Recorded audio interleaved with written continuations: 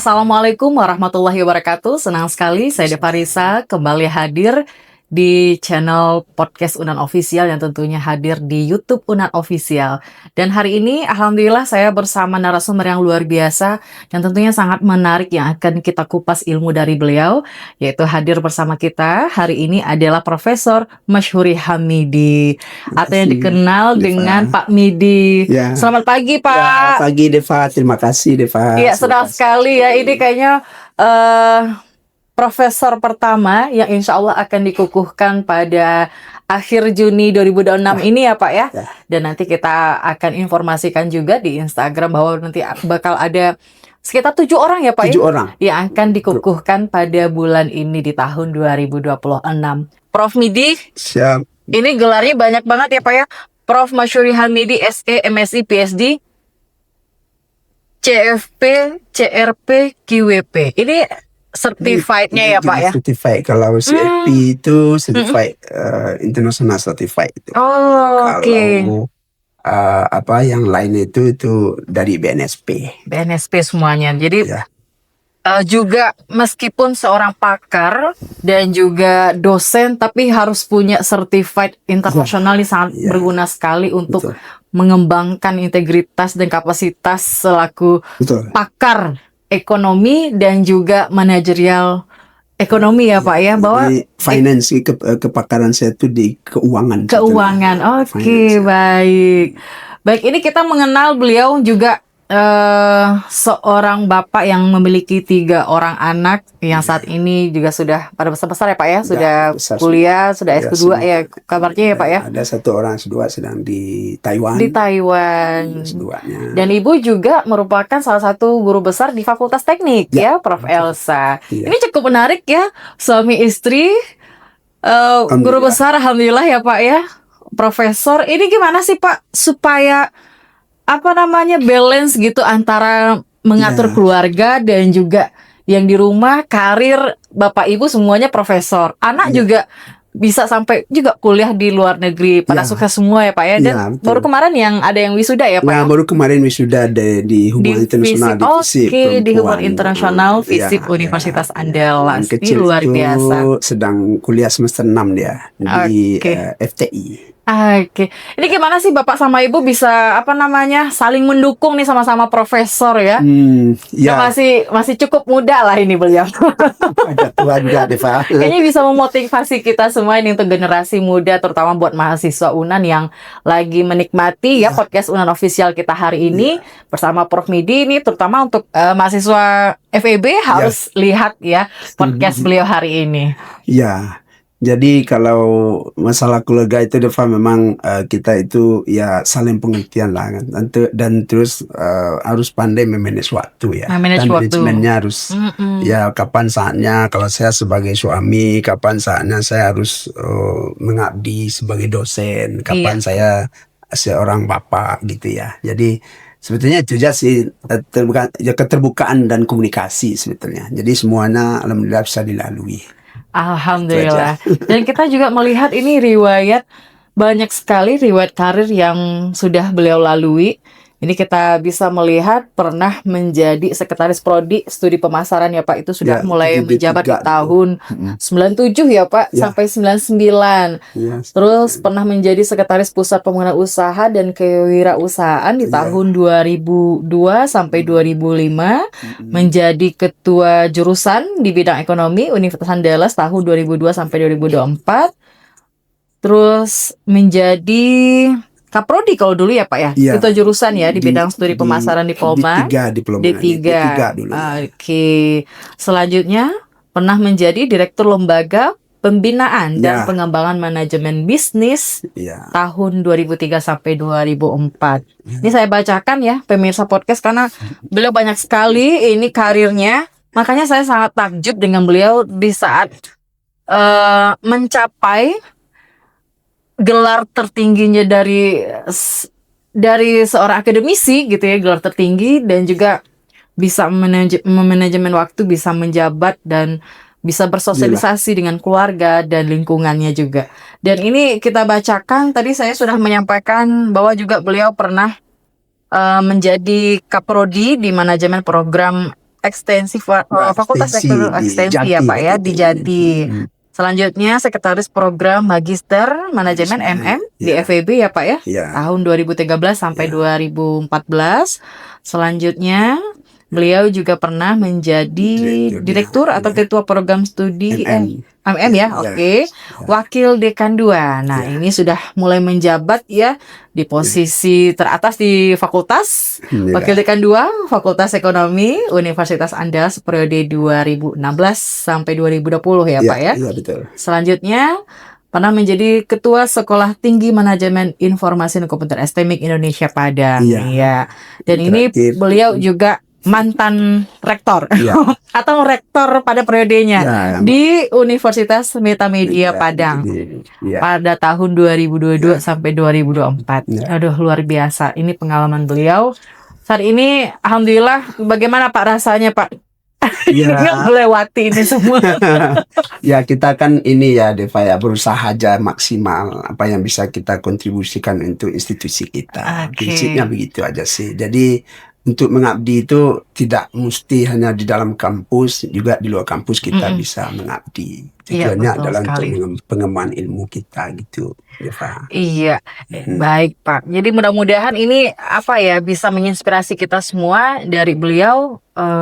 Nggak kelihatan itu susahnya apa namanya menjalani ini semua ya. Sebetulnya sekarang Terlihat itu simpel juga, dengan beliau ya. sekarang itu saya juga sebetulnya di luar itu saya asesor Lamemba. Oke. Kemudian apa namanya asesor atau individual LPDP, calon penerima beasiswa LPDP gitu ya. Oke.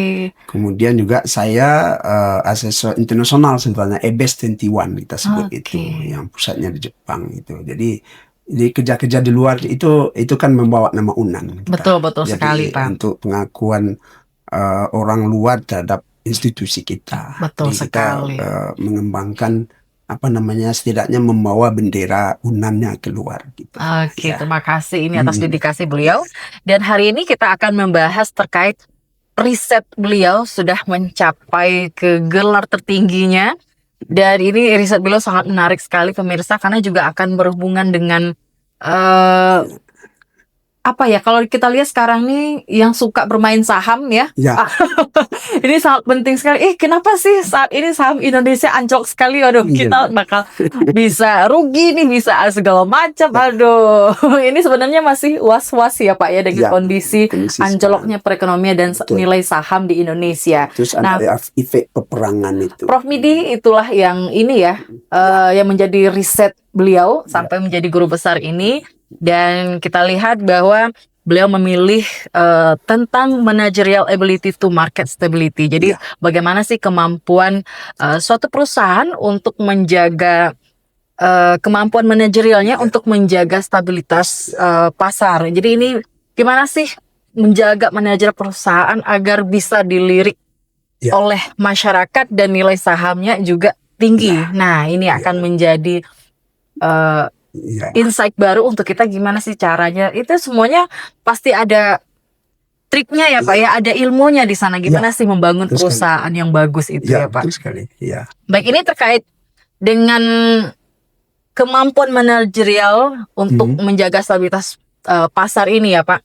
Atau managerial ability to market stability. Dari mana ini Bapak memilih untuk meneliti riset ini Pak? Ya, makasih Deva. Sebetulnya ini saya itu kan bidang saya itu di manajemen keuangan ya. Dan lebih profesor saya itu kemarin kepakaran saya itu di corporate finance namanya. Jadi sebetulnya ilmu keuangan itu sebetulnya kelompok besar ini kan ada 3, Deva. Ada ilmu keuangan negara, ilmu keuangan perusahaan, ilmu keuangan pribadi atau family kan. Nah, saya ini kan lebih kepada ilmu keuangan corporate atau ilmu keuangan perusahaan ya. Iya, betul. Bukan, saya enggak pakar di dalam ilmu keuangan negara gitu. Itu ada lagi kepakarannya teman-teman yang lain gitu ya. Maka lebih spesifik itu saya memang penelitian saya itu banyak kepada corporate finance. Jadi bagaimana mengelola keuangan perusahaan sebetulnya. Maka kepakaran profesornya kemarin juga di situ gitu ya. Jadi kenapa ini yang saya angkat Deva, ini sebetulnya bermula dari pengamatan saya ya di fenomena yang terjadi di market ya, yang berjalan paralel tapi sebenarnya saling berhubungan ya, dua fenomena ini. Yang pertama itu fenomenanya begini, Deva. Pasar modal Indonesia tuh terus tumbuh ya, tapi dari sisi ukuran maksudnya tumbuh ya. Tetapi sisi lain volatilitasnya juga tetap tinggi gitu loh. Jadi sisi ukurannya besar, tapi volatilitas ini tinggi, volatilitas maksudnya turun naiknya gitu loh. Jadi tinggi. Jadi maka ini dan malah pernah dinilai luar biasa oleh otoritas keuangan pada tahun 2024 ya. Dan kedua, yang fenomena yang saya lihat, banyak perusahaan secara fundamentalnya bagus ya. Bagus secara fundamental ya. Tetapi harga sahamnya bisa anjlok tiba-tiba gitu loh. Anjlok tiba-tiba harga sahamnya. Maka saya bertanya, apa benang merahnya? Itu idenya sebetulnya. Kenapa begitu ya? Maka setelah saya lakukan riset dan penelitian, ternyata jawabannya ada kualitas manajemen di situ yang saya temukan. Jadi kualitas manajemen ini sangat menentukan juga. Jadi artinya apa? Dari dalamnya ada masalah gitu ada masalah. Artinya ini manajer yang kompeten itu mampu mengelola informasi dan kemudian mampu memitigasi risiko dan juga dia mampu membangun kepercayaan investor. Ini yang paling penting, kepercayaan investor. Orang kalau sudah percaya, Deva, itu gampang. Tapi kalau orang tidak percaya, ini menjadi persoalan. Ya, betul sekali. Takut rugi ya Pak ya. Rugi. Maka dari situlah gagasan saya bahwa manageability itu bisa menjadi jembatan antara kinerja perusahaan dan stabilitas pasar modal di Indonesia. Di situ sebetulnya idenya saya, kenapa ini saya angkat, Deva. Dan memang sebelumnya penelitian saya sudah mengarah ke situ sebelumnya. Ini sejak tahun berapa Bapak mau meneliti? Saya karena sejak S2 itu kan memang bidang saya memang sudah di corporate finance ya, di UGM dulu ya. Saya alumni UGM S2-nya dan memang tetap finance juga. Jadi kebetulan profesor saya namanya Profesor Eduardus Tandelilin ya. Dia memang kepakarannya di investment ya, di investasi ya. Jadi saya diarahkan ke situ untuk meneliti ya, dan penelitiannya memang saya pun tertarik dengan itu. Makanya riset saya di master juga sudah mulai di pasar modal. Sampel saya itu sudah tahun 2000, saya masuk 2099 di UGM itu, selesai 2001, itu saya sudah melakukan penelitian-penelitian di bursa bersama dengan Prof. Tandelilin itu. Sampai saya pulang, sampai saya S3, saya lanjutkan itu. Nah, di sampelnya waktu saya S3, sampelnya malah saya ambil sampel penelitian saya di Malaysia. Saya mengkaji pasar modal Malaysia. Jadi masih berkaitan dengan itu. Jadi saya ikut tren yang terkini, saya ikuti gitu. Perkembangannya kemana, sampailah sekarang. Inilah penelitian saya yang terakhir ini yang saya indikan. Begitu, Deva. Ini dalam penelitian Bapak menggunakan kalau kita lihat teori upper equivalence theory ya Pak ya. Betul. Dan ini sebagai landasan Bapak melakukan riset. Ini kalau kita lihat apa sih hubungannya dengan kondisi saat ini di Indonesia Pak? Ya, saya memang mengambil salah satu teori saya itu upper excellence theory, Deva. Jadi kalau kita mengkaji sebetulnya manageability itu sangat erat kaitan teorinya dengan upper excellence theory. Karena apa? Karena di upper excellence theory ini mengatakan bahwa keputusan strategi suatu organisasi itu adalah cerminan dari nilai dan pengalaman dan cara pandang manajemen puncak. Jadi ini sangat relevan untuk Indonesia, Deva, sebetulnya. Jadi kita, untuk Deva ketahui saja, kita punya sekitar 95%, ini rata 2025 ya, perusahaan di Bursa Efek Indonesia itu merupakan perusahaan keluarga, Deva. Jadi siapa yang duduk di pucuk pimpinan, apakah itu generasi penerus keluarga, profesional eksternal, atau hybrid dia, akan sangat menentukan arah strategis perusahaan. Maka kalau manajer puncaknya punya visi jangka panjang, sadar keberlanjutan dan melek teknologi, perusahaan itu akan cenderung lebih adaptif dan stabil. Ini dalam konsep itu saya lihat. Makanya ini saya pakai salah satu konsep dalam riset saya, karena saya mencoba melihat managerial ability seorang di dalam memanage perusahaan. Oke. Ya. Tentunya dalam perusahaan, terutama di perusahaan Indonesia Pak ya, yang Bapak bilang tadi itu sangat menarik ya, perusahaan Ya. besar itu biasanya leluhur gitu ya Pak. Ya, Nah ini betul. punya bapaknya, harus diteruskan oleh anaknya. Betul. Terkadang jarang sekali untuk melepas ke Ya. orang profesional di luar Betul, itu ya betul, Pak ya. Ini betul. fenomena apa sih sebenarnya kira-kira Pak? Ya, ini menarik kalau kita lihat perusahaan keluarga itu, Deva, ternyata Karena ini kan tidak semua orang yang punya kapasitas seperti bapaknya. Ya, Ini berbeda betul, dengan anaknya. betul, Sekarang ini betul. perusahaannya seperti itu karena dikomandoi oleh anaknya, bukan Ya. bapaknya gitu. Ya, ternyata kalau kita lihat Deva, kalau kita lihat perusahaan keluarga, ya karena mayoritas di bursa kita itu ya, itu kan perusahaan keluarga ya. Iya. Jadi kalau itu dari data loh, dan kita lihat loh, kita bandingkan di data-data dari bursa loh. Jadi kalau kita lihat Deva, ternyata begitu ya, kalau kita bandingkan perusahaan keluarga ini malah dia lebih, kalau kita kaitkan dengan ESG, environmental, social dan governance, ternyata perusahaan keluarga ini lebih menerapkan itu dia. Karena apa? Karena perusahaan keluarga itu, Deva, dia tidak hanya melihat mengejar keuntungan semata, tapi dia akan mempertahankan nama baik keluarganya. Jadi dia akan mencoba maksimal di dalam pelaksanaan, kalau kita lihat ya di dalam teori ini ya, sehingga pelaksanaan ESG itu jauh lebih lebih diterapkan gitu loh, dibanding ini berdasarkan riset yang saya temukan, dibanding perusahaan yang tidak keluarga gitu loh. Jadi ini dari hasil temuan saya nih dengan teman-teman. Jadi artinya apa? Jadi manageability itu di perusahaan lebih efektif mendorong kinerja ESG di perusahaan keluarga ini dibanding non keluarga ya. Mengapa sebetulnya, Deva? Karena perusahaan keluarga itu tidak hanya ya mengejar keuntungan ekonomi semata ya. Mereka juga menjaga yang kita sebut social emotional well. Apa itu social emotional well? Itu yaitu reputasi keluarga. Kemudian menjaga itu, kemudian keberlangsungan bisnis lintas generasi, itu yang dia jaga, dan juga hubungan sosial dengan komunitas. Jadi ini menciptakan motivasi intrinsik untuk benar-benar mengimplementasikan ESG itu. Karena saya juga memasukkan, karena tren sekarang penelitian itu kan ESG ini ya. Jadi bukan hanya tampilan saja. Jadi karena seperti yang saya bilang tadi, mengingat 95% itu data 2025 itu perusahaan adalah perusahaan keluarga. Sebetulnya ini sebenarnya adalah kabar baik bagi pasar modal Indonesia, karena dalam penerapan ESG ini dia ternyata lebih ini dibanding dengan perusahaan non keluarga. Karena itu tadi.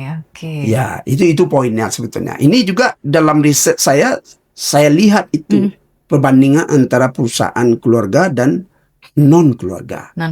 Ya. Ya. Ini sangat menarik sekali nih. Ya. Mungkin di penelitian Bapak apa nih bukti yang konkret ya yang ada Bapak temukan di penelitian Bapak, yang mungkin ini bagaimana sih misalnya ini Pak, bagaimana manajer yang kompeten ini bisa mencegah, mungkin ada nih Bapak bilang tadi resiko anjloknya saham tiba-tiba. Nah ini gimana nih Pak? Ya, jadi sebetulnya saya mau menjelaskan sedikit dulu ya, sebetulnya manageability ini ya. Sebetulnya Deva, apa itu manageability? Itu yang mungkin penting bagi pemirsa ya. Saya berikan aja begini Deva, contoh itulah gitu ya. Bayangkan ada dua perusahaan Deva yang dengan ukuran dan modal yang sama, ya. Tetapi satu dipimpin oleh manajer yang brilian, satu dipimpin oleh manajer yang biasa-biasa saja, misalnya. 5 tahun kemudian, Deva, itu hasilnya bisa sangat berbeda. Jadi manageability ini apa sebenarnya? Adalah kapasitas seseorang manajer itu untuk membaca situasi, mengambil keputusan yang tepat di waktu yang tepat, dan kemudian juga mengalokasikan sumber daya secara efisien dan membangun kepercayaan pemangku kepentingan. Ini kembali lagi ke trust ya. Ini bukan sekedar gelar atau pengalaman bertahun-tahun ya bagi seorang manajer ability. Ini adalah kombinasi dari kemampuan kognitif seseorang atau nilai personal seseorang dan cara pandang terhadap risiko dan peluang. Itulah sebetulnya yang manager ability. Jadi ini merupakan kapasitas seseorang. Jadi kalau seseorang itu mempunyai kapasitas di dalam mengelola perusahaan, itu kecenderungannya agasamnya bagus naik. Kapasitas ini ya adanya unsur transparansi tadi. Di kita kondisi kita nanti kita bahas lebih lanjut. Kenapa itu harga saham kita tiba-tiba anjlok? Indeks harga saham gabungan kita turun, gitu ya.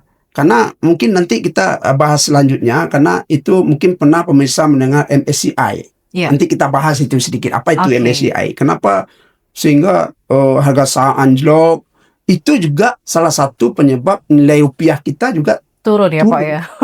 Sekarang ini jadi masalah utama ya. Di samping kasus perang ini ya, betul. Ini jadi banyak faktor. Tapi kajian saya itu lebih ke situ, ke manajeability-nya.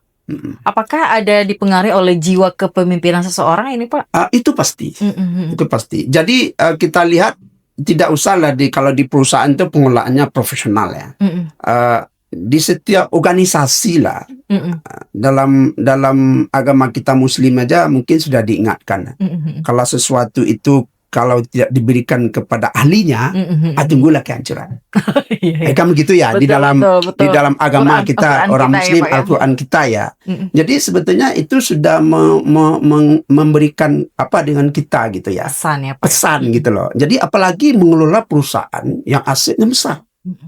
Kalau tidak dikelola dengan orang yang tepat, yang sesuai, kalau dalam konteks saya ini tidak mempunyai managerial ability, itu dampaknya nanti banyak sekali, terutama itu kalau dia sudah publish di bursa, itu bursanya, itu kecenderungan harga sahamnya anjlok tiba-tiba itu kemungkinannya besar.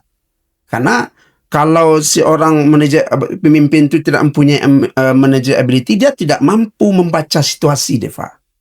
Dia terkadang tidak mampu mengambil keputusan yang tepat pada saat yang tepat, misalkan. Kemudian juga mungkin dia tidak kurang mampu mengalokasikan sumber daya secara efisien, ya kan. Jadi ini banyak sehingga si investor itu kan lihat kepercayaan. Kenapa Deva mau beli saham perusahaan saya?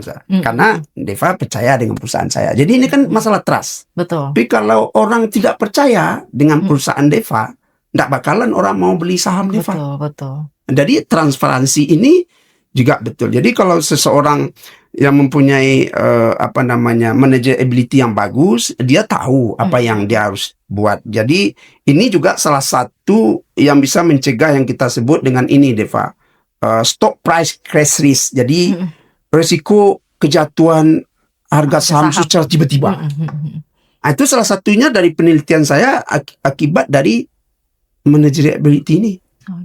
Itu bisa kita buktikan ya. Ini hasil penelitian yang saya lakukan ya. Jadi kemampuan manajerial itu secara signifikan mengurangi risiko kejatuhan harga saham. Itu terbukti. Itu terbukti ya. Jadi cukup menarik juga ya Pak ya. Rata-rata di perusahaan yang bagus di Indonesia itu adalah perusahaan keluarga. Ya, ternyata di riset saya itu. Nah, tiba-tiba Pak, kalau misalnya ini mereka harus anak-anak nih, anak-anak dari pemimpin perusahaan harus punya manager ability ini. Kalau seandainya kurang pas rasanya Pak, apakah rasa-rasanya diturunkankah ini amanah ini untuk memimpin sebuah perusahaan? Bagaimana biasanya Pak? Ya, jadi sesuatu itu biasanya kalau perusahaan keluarga itu sudah profesional orang tuanya, dia kan sudah mengkader ya, pengganti dia. Selalunya kan begitu ya. Dan dia tidak dikarbit, sebetulnya sudah dikader dari sudah lama gitu ya. Karena ini kan seperti yang saya bilang tadi, reputasi keluarga ya. Dia kan pasti dia akan mempertahankan usaha yang sudah dia. Walaupun beberapa kita lihat kan di Indonesia ya, ada juga usaha keluarga itu yang kolaps ya, yang malah diakuisisi oleh perusahaan asing atau biar perusahaan lain perusahaan ya, Pak, ya. Itu lain. Tetapi dari sisi saya ini, dari hasil penelitian kami ini yang sangat penting kan manajeability, karena mekanismenya ada dua sebetulnya, Deva. Mekanismenya dari hasil penelitian saya itu berkaitan dengan kemampuan manajerial ini. Yang pertama adalah manajer yang kompeten itu dia biasa lebih transparan dalam pengelolaan informasi. Ya. Dan mereka tidak menyembunyikan berita buruk. Ya. Karena mereka tahu bahwa penumpukan informasi negatif itu justru menciptakan bom waktu, gitu loh. Nah, jadi kalau semua berita buruk itu meledak sekaligus ke publik, ya, crashnya itu jauh lebih dalam, kejatuhannya itu agak sama. Maka yang kedua juga manajer kompeten, dia membuat keputusan investasi yang lebih rasional dan efisien. Nah, dan sehingga perusahaan tidak terjebak dalam proyek-proyek yang memperbesar ketidakpastian pasar. Itu sebetulnya kenapa dalam riset saya ini manageability ini sangat penting perannya terkait dengan mengatasi kejatuhan harga saham perusahaan itu sendiri. Ya, itu di situ. Ini dalam penelitian Bapak juga di tahun 2024 disebutkan bahwa volatilitas pasar modal di Indonesia ini luar biasa. Nah, bagaimana nih kondisi yang saat ini nih Pak? Sebenarnya parah nggak sebenarnya kondisi ini gitu? Jadi ada penelitian saya 2024 itu memang di situ itu ya volatilitas pasar modal kita itu Indonesia itu memang sangat luar biasa ya. Jadi kalau kita ingin tahu seberapa parah sebenarnya kondisi ini, jadi saya melihat angka ini cukup mengkhawatirkan waktu saya dari riset yang saya lakukan, karena volatilitas pasar saham Indonesia itu berada di kisaran 21 sampai 22%. Itu lebih tinggi dari Malaysia yang hanya sekitar 16%. Ini dari data ya. Memang masih sebanding dengan Thailand. Thailand yang di atas 23%, di atas kita dia. Ya. Tapi jauh di atas pasar maju seperti Amerika ya. Yang lebih bagus volatility-nya tidak begitu tinggi maksudnya. Jadi lebih stabil ya. Ini yang menarik sebetulnya dari penelitian ini terjadi di tengah kapitalisasi pasar yang justru meningkat hingga pada tahun 2024 itu 12,3 ribu triliun ya. Indeks harga saham gabungan kita waktu penelitian saya itu turun sekitar 2,6% di 2024. Tapi kalau kita bandingkan sekarang, Deva, di tahun 2005 itu kita turun sampai ke 9%. Deva. Jadi kalau kita lihat itu ya indeks harga saham kita, maka bahwa indeks harga saham gabungan turun itu di 2026 ini kalau kita lihat lagi itu sekitar IHSG kita itu hanya sekitar 6 ribuan. Tahun 2026 nih. Ya, jadi kalau kita lihat lebih lanjut ya, artinya apa? Artinya pasar kita tumbuh dari sisi ukuran, tetapi belum stabil dari sisi kualitas. Nah, ini persoalannya. Ini yang saya sebut sebagai paradok pertumbuhan pasar modal Indonesia. Itu dari riset yang saya temui, Deva. Dan kalau boleh saya tambahkan, Deva, tadi saya sebut MSCI itu, Deva. Ini juga akan mempengaruhi MSCI penilaian saya mau ceritakan dulu. Di MSCI ini Deva kan kepanjangannya Morgan Stanley Capital International ya. Ini adalah penyedia indeks global, Deva, yang digunakan sebagai acuan oleh ratusan dana investasi internasional di seluruh dunia. Jadi kalau bobot saham Indonesia di indeks MSCI ini turun, atau lebih buruk lagi statusnya diturunkan dari emerging market, maka dana-dana besar itu secara otomatis akan mengurangi alokasi dananya untuk investasi di Indonesia. Nah, kan ini bukan hal kecil, deh. Maka para investor angkat kaki dari Indonesia. Maka ini yang disebutkan memicu arus kas keluar, arus kas keluar modal asing dalam jumlah yang besar, cash outflow ya. Jadi yang menjadi perhatian MSCI ini sebenarnya Pak adalah transparansi struktur kepemilikan, Deva, dan potensi perdagangan terkoordinasi di bursa kita. Ini adalah cerminan langsung dari masalah tata kelola dan transparansi yang saya bahas panjang lebar dalam penelitian saya ini, dan ini persis bisa diperbaiki oleh manajer yang kompeten. Jadi itu sebetulnya Deva. Makanya kan kemarin kan itu mungkin Deva masih ingat ada berapa pejabat OJK mengundurkan diri di Kenapa pasar sanggup ya? modal apa, karena salah satunya ini MSCI ini Iya. kasusnya. Kalau Deva mengikuti perkembangannya, itu yang menyebabkan salah satunya indeks harga gabungan kita turun. Ini juga memicu juga untuk pemain saham ya Pak ya. Karena kepercayaan itu tadi, karena investor asing angkat kaki dia. Karena MSCI ini adalah penyedia indeks global, jadi kan bisa trust. Jadi orang artinya apa? Internasional tidak percaya dengan transparansi pasar modal kita. Itu salah satu pemicu Deva. Jadi banyak sebetulnya. Ya. Nah, ini dalam perintah Pak juga dijelaskan adanya ESG ya Pak ya. Ya, betul. Tidak ESG. hanya tren saat ini ya Pak ya, tapi menjadi syarat keberlangsungan dalam bisnis. Ya. Nah, ini bagaimana menurut Bapak? Jadi ESG ini Fadi, dalam penelitian saya juga meneliti tentang ESG. ESG ini kan lagi tren sekarang. Ini sering dikatakan ESG ini bukan mode. Ya. Tapi ESG-nya adalah mekanisme seleksi baru sebetulnya di pasar modal global, Deva. Jadi dana pensiun besar itu seperti sovereign wealth fund kita sebut, atau aset manajer kelas dunia itu ya, kini menjadikan skor ESG ini sebagai filter investasi. Artinya apa? Kalau perusahaan Indonesia tidak punya laporan ESG yang kredibel, mereka tidak akan masuk radar investor global. Ya, lebih jauh Deva, sebetulnya instrumen seperti green bond ini, green bond itu obligasi untuk mendanai investasi yang ramah lingkungan ya, dan sustainability link loan ya, yang menawarkan aset pendanaan lebih murah bagi perusahaan yang berkomitmen pada keberlanjutan. Jadi ESG Deva bukan sekadar tanggung jawab moral sebetulnya, tetapi ini merupakan strategi bisnis yang masuk akal secara finansial. Jadi artinya apa?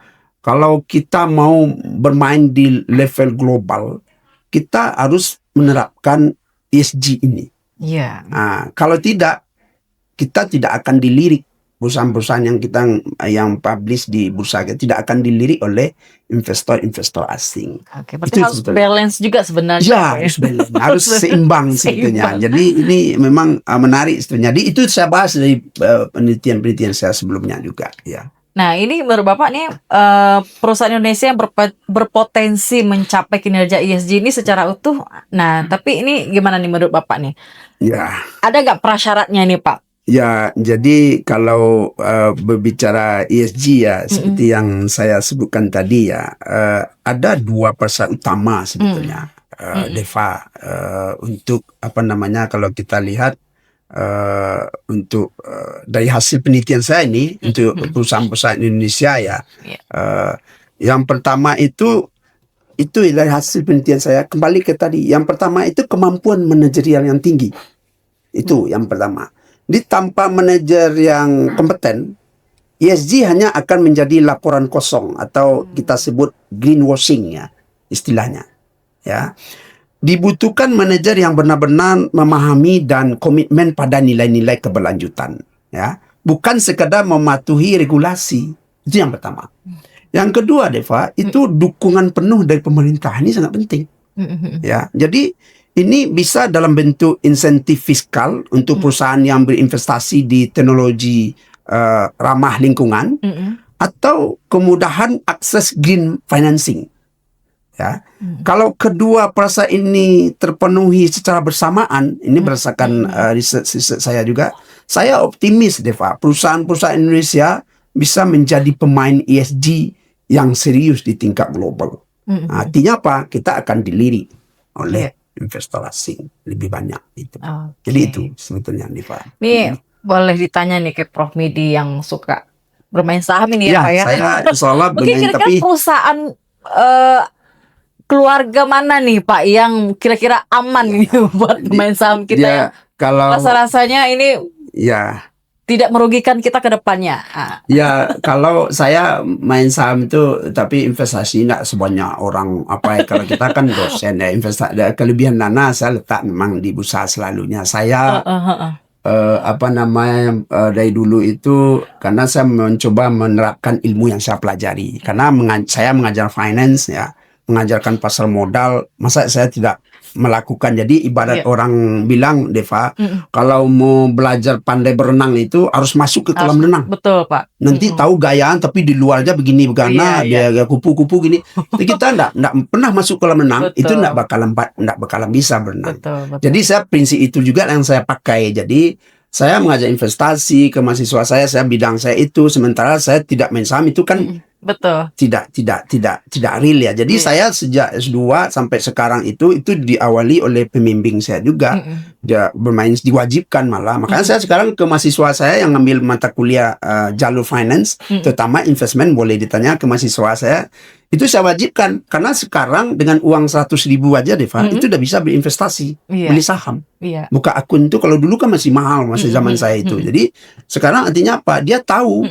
Nah, jadi kalau Deva tanya yang mana, saya selalunya kalau untuk membeli itu pengalaman kita itu beda-beda ya. Kita kan juga melihat tren. Kita kan ada 2 analisis, Deva, di dalam bermain saham itu. Analisis fundamental namanya, ada analisis teknikal.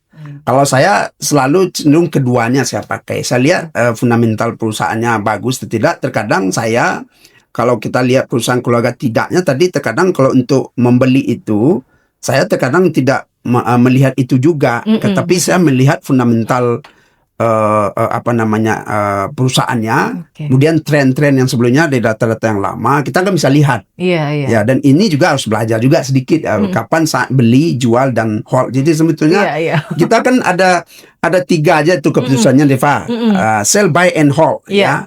Jadi yang kapan saya sell, beli, buy, jual, atau hold, hold aja dulu gitu ya. Ditahan dulu. Ditahan dulu gitu ya. Jadi ini ada tekniknya juga kalau di dalam analisis teknikal, ada teorinya juga dan tekniknya. Ini juga berdasarkan pengalaman ya. Jadi selama ini portfolio saya, tetapi ini, Deva, ini pengalaman saya ya. Mungkin pengalaman ini beda-beda tiap orang ya. Jangka panjang selama ini pasti harga saham itu naik, kecuali yang kemarin ini harga saham itu cenderung naik. Tapi selalunya saya kan selalu membeli saham-saham yang blue chip. Saham blue chip itu yang perusahaan yang besar lah, ya kan. Jadi yang aman ya, Pak, aman. Jadi kalau artinya volatility-nya seperti yang saya bilang tadi, perusahaan besar itu lebih kecil volatility-nya dibanding dengan perusahaan-perusahaan kecil ya. Jadi resikonya boleh dikatakan lebih kecil. Tapi dalam konsep finance kan ada juga ini, Deva, high risk, high return, low risk, low return. Jadi kalau Deva berinvestasi pada sebuah investasi yang risikonya tinggi, itu kecenderungan keuntungannya juga besar kan, gitu ya. Betul. Begitu kan sebaliknya. Ini investor ini juga banyak ya, kalau ada yang berani dengan risiko, ada yang takut dengan risiko kan, ada yang ini ya. Jadi saya melihatnya itu lihat kondisinya. Ya, ada kalanya, tapi saya rata-rata beli saham-saham yang blue chip itu, sehingga kita bicara risiko ya. Dan tapi terakhir itu kita kita alihkan ke obligasi. Mohon maaf, saya lupa, kebetulan saya sekarang masih sebagai ketua risk management di Dana Pensiun Semen Padang ya. Jadi itu kita selalu berdiskusi itu, karena di situ di Dana Pensiun itu kan dana harus diinvestasi, dia main saham dan obligasi. Jadi kita coba selalu berdiskusi berkaitan dengan kapan dia harus masuk, kapan harus keluar, dan seterusnya. Karena dia investasinya besar gitu ya.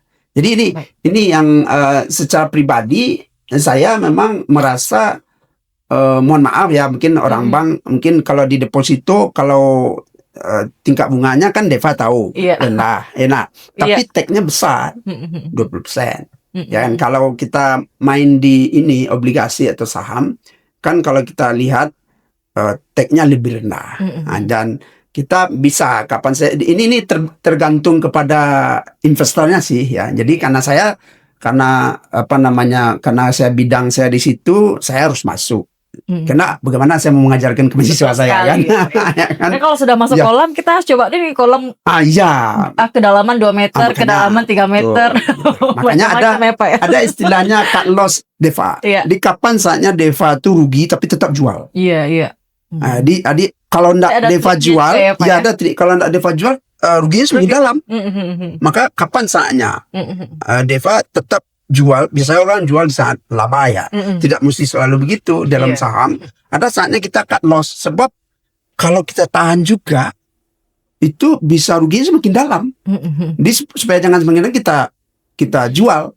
Biasanya kalau saya pribadi ya, saya kalau ini naik kan kita buat portfolio. Di dalam berbagai investasi harus buat portfolio. Di portfolio itu sebetulnya konsepnya Markowitz itu adalah untuk mengurangi risiko sebetulnya. Jadi don't put all your egg in one basket. Artinya kalau punya telur, Deva, jangan diletak dalam satu keranjang. Sebab kalau jatuh satu keranjang itu, hancurlah kekayaan Deva. Makanya kalau punya banyak telur, letak di beberapa keranjang. Yang satu, keranjang dua, tiga, jatuh pun keranjang satu. Kerugian di keranjang satu mungkin bisa ditutupi oleh keuntungan keranjang dua, keranjang tiga, dan seterusnya. Itu prinsip sekali ini ilmu yang kita dapatkan hari ini. Investasi. Baik, ini ngomong investasi, Bapak sudah bermain saham sejak S2 nih. Kira-kira ada berapa saham nih, Pak? Jadi kan kita kan ada seperti yang saya bilang tadi kan, ada saatnya kita jual, kita apa? Sudah sampai miliaran, Pak? Kita nanti kalau dosen itu kan kita itu kan gajinya udah tahu lah, berbeda dengan investasi. Amin dulu ya, Pak. Sampai miliaran. Amin. Nanti kalau saya dosen, walaupun saya bisnis kecil-kecil ya, nanti kalau orang, ini di mana datang uangnya? Kalau kita dosen itu kan udah ada daftar gajinya. Sekali. Tapi saya kelebihan dana yang jelas, walaupun sedikit, saya letak di bursa. Di bursa ya, cari aman ya, Pak ya. Cara kita untuk jangka panjang, jangka panjang. Karena saya, Deva, dia ada dua juga, Deva. Orang main saham itu ada untuk trading, ada untuk investment. Saya lebih kepada untuk investment. Kalau orang trading beli pagi, sore dia jual, atau beli hari ini besok dia jual. Dia lihat selisih spreadnya. Jadi dia mau cari capital gainnya orang sebut. Ya. Kalau saya lebih kepada investment. Jadi kelebihan dana saya simpan di situ. Jadi kapan saya perlu saya jual sahamnya. Kira-kira begitu. Ya. Cukup menarik ini. Nanti kita kupas gimana sih sehatnya bermain saham dengan Prof Midi. Tapi kita khusus untuk tema beliau ya, menjadi guru besar di riset beliau di manager ability, stability to market, ini luar biasa. Kita bisa melihat dan bisa mengindikasi mana sih perusahaan yang sehat, dan ini bisa menjadi trust bagi publik, sehingga kita juga ada petanya ya, Pak ya. Ini ada petanya. Ini kira-kira perusahaan ini menguntungkan nggak kita untuk bisa ambil sahamnya? Betul Baik. sekali.